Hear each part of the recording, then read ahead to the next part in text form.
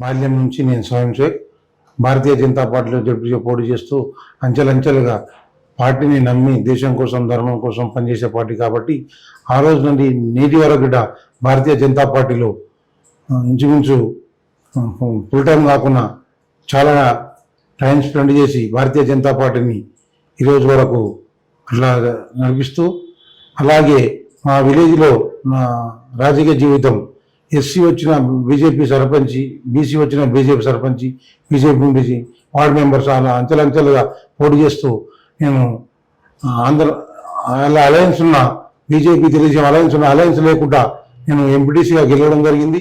అయోధ్య కరసేవకు పోవడం జరిగింది. 21 సంవత్సరాలు ఉన్నప్పుడు అయోధ్యకు పోయి కాశీలో అరెస్ట్ చేసి మిర్జాపూర్ జైల్లో 18 రోజులు మిర్జాపూర్ జైల్లో ఉన్నా.